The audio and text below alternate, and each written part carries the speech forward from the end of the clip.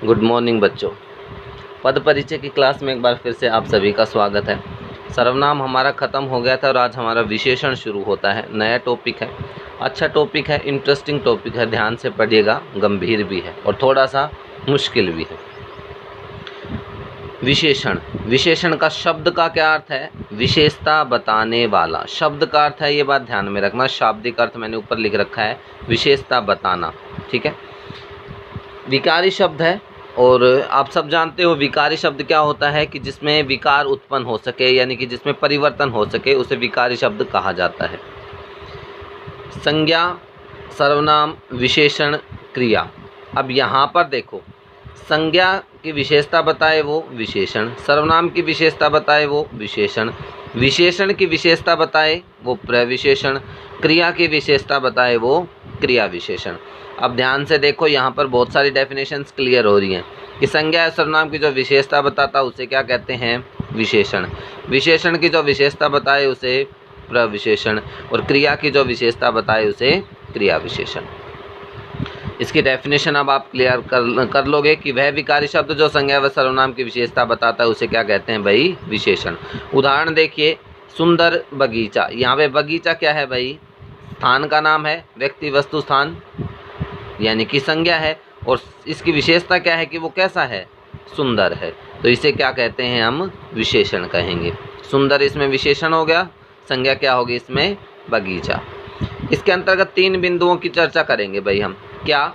एक तो विशेष्य, एक विशेषक और एक प्रविशेषण। ध्यान रखना, विशेषण को गद्य का अलंकार कहा जाता है। जैसे ये उपमा पद्य का अलंकार होता है ना, इसी प्रकार गद्य का अलंकार क्या होता है? विशेषण होता है। कई बार एग्जाम में पूछ लिया जाता है, बता देता हूँ। ये सारी बातें जो मैं बोल रहा हूँ नोट करते जाना साथ साथ। उपमा अलंकार के साथ साथ इसको पढ़ेंगे। अब ध्यान से देखना, उपमा अलंकार में जैसे उपमा में क्या होते हैं? उपमेय, उपमान, वाचक शब्द और साधारण धर्म, ये होते हैं। इसी प्रकार इस विशेषण में क्या होते हैं? विशेष्य, विशेषक और प्रविशेषण। कैसे होते हैं, क्या होते हैं, वो सुनिए अब एक बार। देखिए, जिससे तुलना की जाती है उसे क्या कहते हैं? उपमा में उपमेय कहते हैं, और जिसके साथ तुलना की जाती है उसे क्या कहते हैं? उपमान कहते हैं। तो जैसे एक उदाहरण ले लो, मुख चंद्र सा सुंदर, तो यहाँ पे मुख क्या है? उपमेय, और चंद्रमा क्या है? उपमान है। इसी तरह से जिसकी विशेषता बताई जाती है वो तो क्या होता है? विशेष्य, और जिससे यानी कि जिन शब्दों से विशेषता बताई जाती है वो क्या होता है? विशेषक। भाई जिसकी बताई जाती है वो तो विशेष है, और जिस शब्दों से बताई जाती है वो विशेषक होता है। ठीक है, अब प्रविशेषण की थोड़ी सी बात करते हैं। नीचे देखो, यह भी एक विशेषण ही है। प्रविशेषण भी एक विशेषण ही होता है, परंतु यह विशेषण की विशेषता बताता है। विशेषण की भी विशेषता बताता है। कैसे? देखो, चालाक बालक, तो बालक तो क्या हो गया? संज्ञा, और इस संज्ञा को ही क्या कहेंगे? विशेष्य कहेंगे, क्योंकि इसी की विशेषता बताई जा रही है। ठीक है, तो इसे विशेष्य कहते हैं।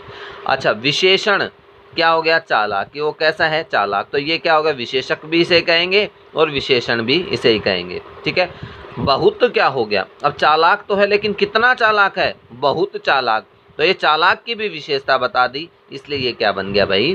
प्रविशेषण बन गया। ठीक है, उम्मीद करता हूँ ये आपको समझ में आ गया होगा। यहाँ पे मैंने उदाहरण वही रख रखा है, बगीचा जिसको संज्ञा कहते हैं, और संज्ञा को ही क्या कहेंगे? इसमें विशेष्य कहेंगे।